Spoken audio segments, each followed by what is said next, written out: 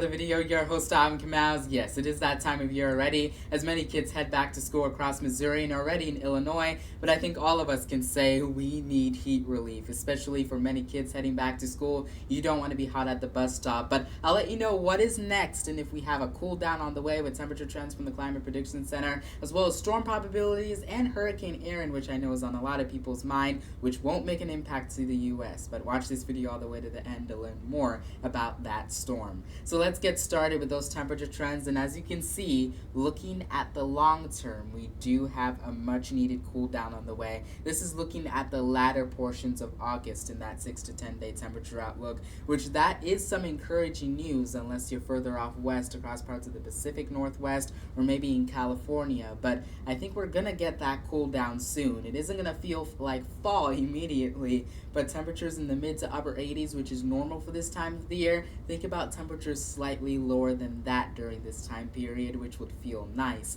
But in order to know this is going to happen, because changes are possible, you got to look for consistency. And looking at our 8 to 14 day temperature outlook, you see that consistency with near normal or slightly below normal temperatures being anticipated. So again, normal highs in the mid to upper 80s, temperatures slightly lower than that. I'll take that, especially with what we've been dealing with the last few days. Those triple-digit heat index values, yeah, don't even take me there because I did not like it either, and I'm ready for fall as well. But now talking about storm probabilities, because I know the school year also means drills, and we don't want those drills to be the real thing. I'm not seeing any signs for any stronger storms. I think if any disturbances come our way over the next few days, they're just north of us. We'll keep an eye on it, though.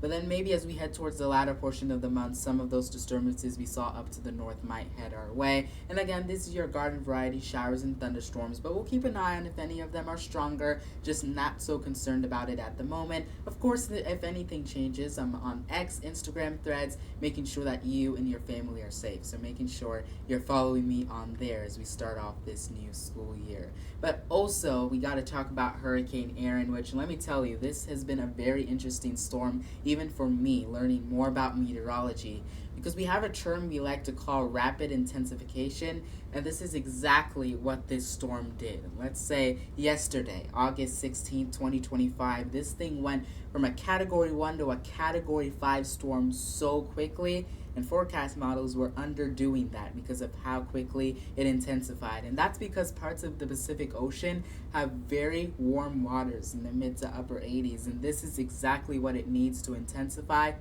And you notice as it curves to the northeast and stays away from the United States, again, away from the United States, it's still going to bring impacts like rip currents to parts of the East Coast, maybe just staying outside of Bermuda, but you're still going to get more impacts than what we could have seen on the U.S. if it made more of a western turn. But thankfully, it's making that northeastern turn, and it's going to stay away from the United States, which is something I'm very happy to report about. But talking about rip currents, especially if you have any family and friends across the East Coast, we don't want them messing with this water or going out too far to the beach, because we care about them, and rip currents are hard to find in the water. And so that is something you need to know if you're anywhere along the East Coast, who have any family and friends that are along the East Coast and they're planning on going to the beach. Just know while Erin won't make any impacts to the U.S., they need to stay away from the water, or at least just stay on shore, because those waters are going to be pretty impactful, especially for people out in Bermuda.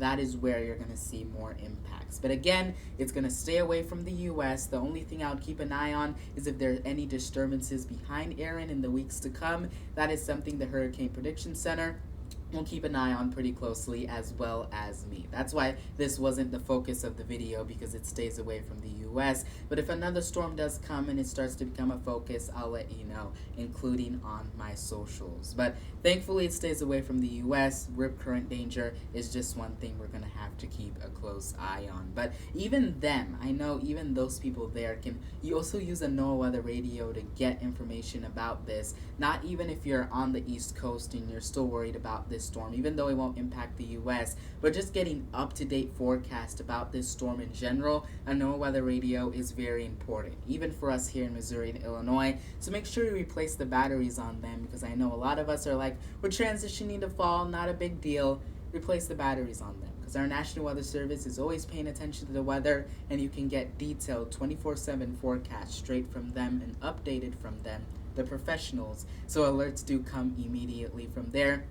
Other resources are your phone, but remember, that's where you're just going to get those emergency alerts. For more detailed forecast, if you don't have a TV at home, for example, a NOAA weather radio is going to be very helpful. So go ahead and get yourself a NOAA weather radio from Midland, USA, to keep your family safe during the 2025 severe weather season. But I know we don't want to talk about any of that because we just want it to be fall already. Kids are heading back to school and we don't want to deal with the heat. But thankfully, we see a cooling trend on the way, and we also see some consistency to that forecast, even in our 8 to 14-day temperature outlook. So we can only have fingers crossed that that is going to stay the same, because these can change very quickly. Climate Prediction Center continues to update that forecast. So when that changes, I'll let you know, not only on here, but over on X, Instagram, Threads. That is where you want to follow me so that you can get the latest updates on your weather. Again, the link to my X page is down in the description. So as I get back to school, I start getting busy myself.